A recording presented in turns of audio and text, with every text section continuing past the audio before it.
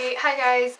I've been asked quite a lot on Tumblr and Twitter to make this video, so I thought I may as well make it for you guys. Even if it can help one person, I'll be really happy. I'll just tell you like my story with suffering from anxiety. It started in, I think maybe 4th year in high school.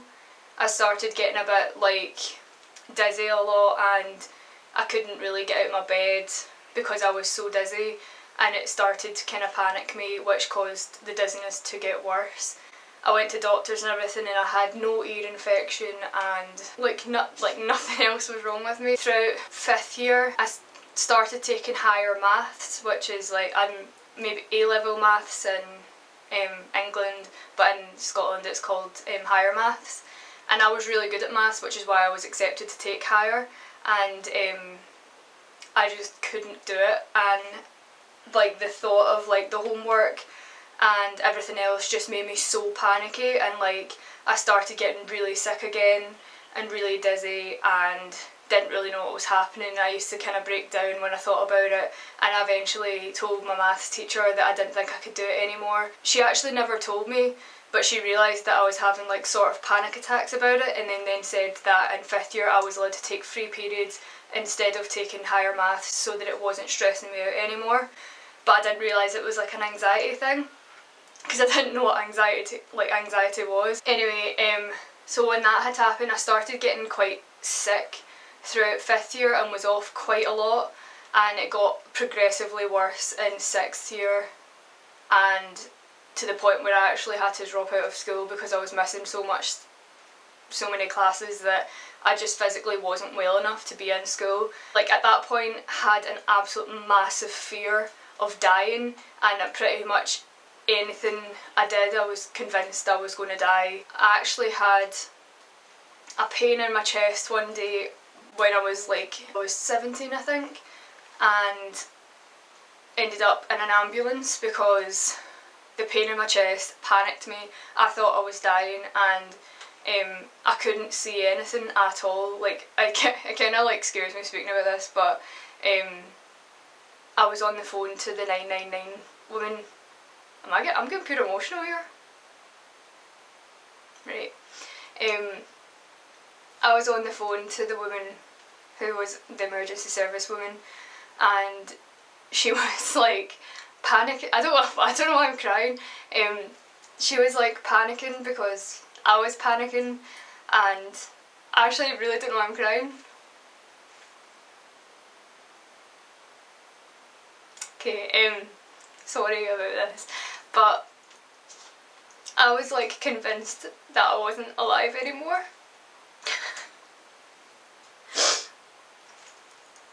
I've just done my makeup. No! I don't know why. It's because I don't speak about it, that's why I'm getting like upset. I cry like Kim Kardashian, so we really can't be having that on the internet. Okay, right, so I phoned for an ambulance because I couldn't see and I couldn't breathe. I was stuck like in a ball because it was the only way that it didn't hurt as much. And I remember saying to her, like I remember asking her like, am I still alive? Like, because I didn't think I was, and I was alone. I like genuinely thought I was like not going to make it, like to see my mum coming to get me. Like I didn't think she would get here in time. Why am I so upset? Like what is happening? Stop crying, Emily, it's the internet, you can't cry on the internet. The paramedic arrived, who was called Arthur, and he was really lovely to me, and I had to go on gas and air to get the pain to go away, and my mum got home and I had to go in the ambulance to the hospital to find out what it was. They said it could have been a weak chest, and basically my chest muscles collapsed, which caused the pain, but the reason I thought I was dead was because I had a panic attack, and I'd never had one before, so I genuinely, like, if you've never had a panic attack you don't understand how scary it is. I just didn't think I was alive anymore, which was awful.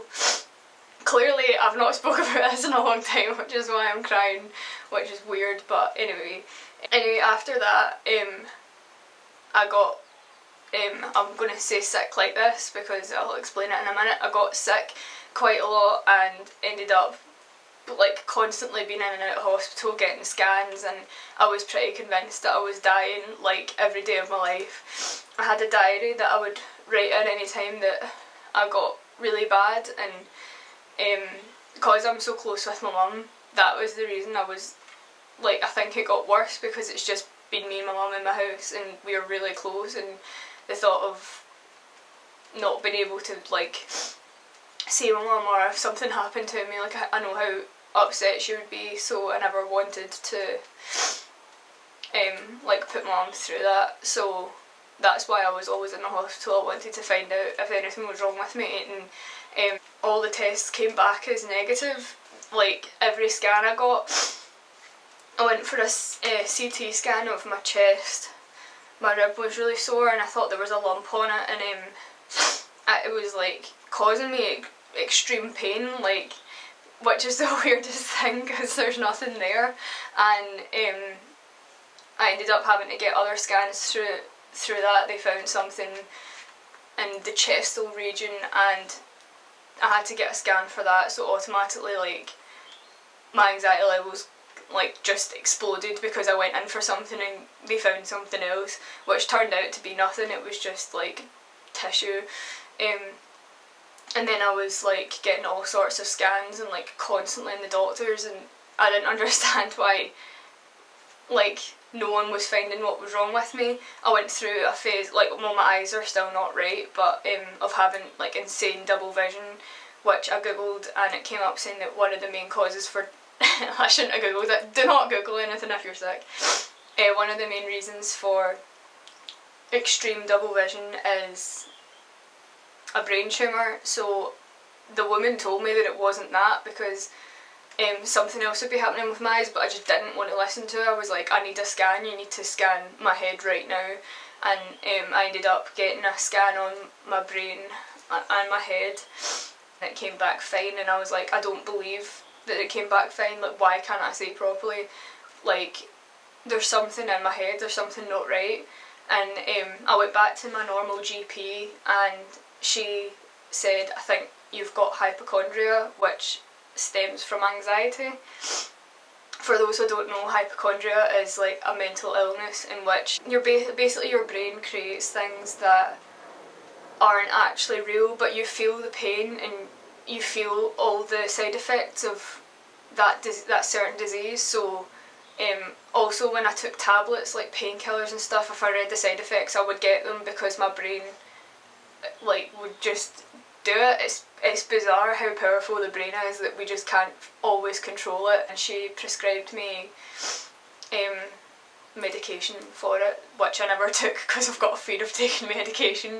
I had driving lessons when I was 18, and in one of my lessons I was coming up to a roundabout at a very busy time of night, and it was on a hill and I wasn't really comfortable with hill starts, and for some reason my driving instructor wouldn't help me through it, and she was like, no, you can definitely do it, Emily, like you're like a good enough driver to drive through this roundabout at a busy time. And basically what happened was I had a panic attack at the wheel and just drove blindly. Like physically I couldn't see, it was like genuinely like that. I couldn't see a thing and I just drove blindly, and after that I've still not taken any more driving lessons. I was sent by my doctor to CBT, which is called cognitive behavioural therapy, and I learnt some like breathing exercises to get through a panic attack. And basically she explained that the reason I had hypochondria was because my dad left when I was younger, and I'm not going to say like he's a pure shite dad or anything, like I don't speak to him now, but he didn't really show me that much attention. Like I only saw him once a week, and sometimes I didn't see him on the Friday, so I kind of craved attention, and the only time I got attention was if I was sick. So something in my brain started that, which is why, so I was always sick because I was just craving attention like subconsciously, but I didn't know I was doing it.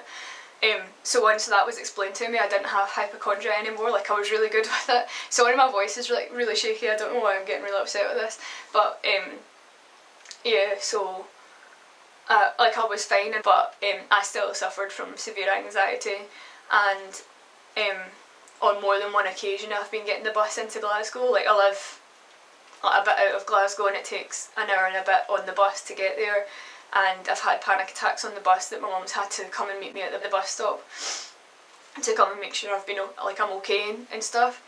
And after that started happening, I had a lot of trouble with being on public transport in general because I just wasn't comfortable, and I don't know why, but I always just didn't feel safe, so it would always trigger a panic attack. Anyway, like, the whole reason I'm making this video is because I want to make this so aware that there's a way that people don't know. Like, it's not a very common piece of knowledge.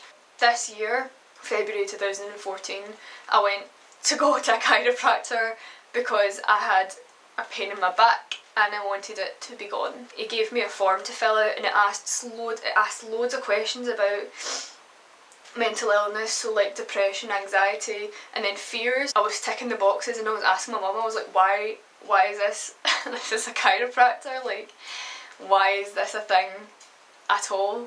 Why is he asking stuff like this? I went into the room when he called my name and he said, I noticed you've ticked like the anxiety box, can you tell me a bit about that? And I was like, why? Like, I'm not here for therapy, I'm here to get my back right. I explained that I had been sent for CBT and I'd been prescribed things for anxiety and I had suffered from hypochondria and I have a massive fear of death. And he was like, right, okay, I'm going to ask to feel your stomach because I think I know why you're feeling like this. And I was like, right. He like started pushing my stomach from my abdominal muscles to the, like the kind of base of my stomach, still my stomach, like where all the guts parts are. And he was like, right, this explains a lot. And I was like, what are you talking about? And he was like,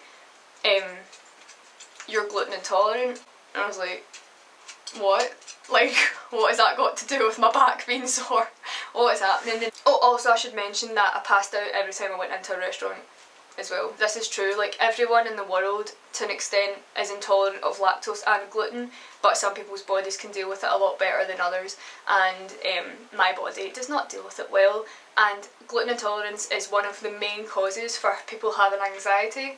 And I was like, what are you talking about? Like, this is a load of shit. Like, genuinely, I believed that he was just talking shit. It was just pouring out his mouth. I was like, shut up, that's not going to help. And he was like, I need you to go gluten-free for 10 days and see if you feel any better. And I was like, well, why? Like, can you, like, what are you talking about? And then he explained, and I did do research on this after because I didn't believe him, and it is an actual scientific fact that the stomach is the body's second brain, and when you have an intolerance to something, gluten being the one that triggers anxiety, so like for example when I eat a pizza which is gluten or bread or something, my body can't break it down, in which case it sends a scrambled message to your brain which your brain can't decode, and it causes it to panic. And it doesn't mean that as soon as you eat you're going to pass out, it just means that the more and more you have, the more your brain's going to have this like kind of buzzing of not really knowing what to do, and over time it causes anxiety and panic attacks. But I didn't believe him, like, I'll give you that right now. I was like, this is not going to work. It can be hereditary as well. My mum has it, and the weirdest thing is when we did research of gluten intolerance, it says it can cause thyroid problems and esophagus cancer in the worst cases, and that is what my nana has just, like, last year was diagnosed with esophagus cancer, and she's also had thyroid problems before. So when we read that we were like, no way man, like that's so bizarre, like what is like what? So that's when we were like, right, maybe we should actually try this gluten-free thing. We just went to the shops and binned everything in the house that said it had gluten in it, which for those who don't know is wheat, rye, barley, malt. And after 10 days, like, I felt so much brighter and I wasn't as panicky. Like, I still had a bit of anxiety, but it wasn't that bad. And he was like, right, okay, I need you to continue it for a month and just tell me how you feel. Within that month, it sounds like such a pathetic thing, But within that month I could go on public transport and I was completely fine. I didn't feel panicky and I was out all the time instead of staying in the house, and I was like a different person, like genuinely, like without sounding pure shite, I was like a different person. And then so that was the end of February, and in May I actually ended up, like my boyfriend now, Andy, lives in Milton Keynes, and in May I flew to, like on a plane myself, and I got there and I was like, I'm fine, like this would never have happened before. And I went to see the chiropractor again, whose name is Clayton Perks. I'll write his information in the description. He asked me, he was like, so what have you been up to? And I was like, actually, like I flew to London myself. And he was like, are you serious? And I was like, yeah. And at that point I was like, that's a really big deal. And I was like speaking to people I would never have spoken to, like, and I'm so grateful for his help. Now, like every kind of 2 weeks I get the train to Milton Keynes myself, which would never have happened before, ever. Like I would never have been able to do it, and I don't have panic attacks anymore. I don't pass out in busy places anymore. Oh, that's another thing. When I went to see him after I'd been on the train myself, he was like, can I ask you a question? And I was like, yeah. And he was like, have you thought about dying recently? And I was like, no. And I couldn't believe I'd gone so long without thinking that something was going to kill me, because like I just, every day was, I didn't think I was going to wake up the next day. So to go so long, I'm going to cry again. I really didn't think I'd get this upset about talking about this. I've never been more grateful for someone to give me help like that in my entire life, and that's why, sorry for crying, I know it's pure uncomfortable to watch people cry. That's why I wanted to make this video. If you just go for 10 days and if you feel slightly better, try it for a month. I'm not just being one of those like pure hipsters that's like, oh yeah, I'm gluten free for like the diet part, because it's definitely not, that is not what I'm doing. I just didn't think something like that could make me feel better, and I just really wanted to share it with you. The reason I want to make this now is because I've been watching a lot of Zoella's videos, and on her More Zoella channel, she speaks a lot about having anxiety, and this is going to sound so weird, but when I sent her a message today, and I really hope that she gets to see it, or if someone sends her this video, because it's so weird saying this, but she eats a lot of gluten, and I've noticed that one of her vlogs, she was having a pie or something. She had a panic attack in the restaurant after having it, and I can't help but think how much she eats and then how many panic attacks she has. Like, I think that may have something to do with it, and I just really would like her to try the 10-day thing and see if she feels slightly better. Try it for a month, because I've never ever felt like this in my entire life, and I'm really grateful for it, which is why I want to share it to you guys. So yeah, sorry for crying, but I really didn't think I was going to cry because it's now October, and I've just really not spoken about how bad things were for me. Like, I've not really went into the extremes of how bad things were, because I'm not comfortable speaking about everything, but yeah, if this video just helps one person, then like, I'll just be happy. I hope you all have a lovely day, and thank you so much for sticking by. I love you all so much. Bye.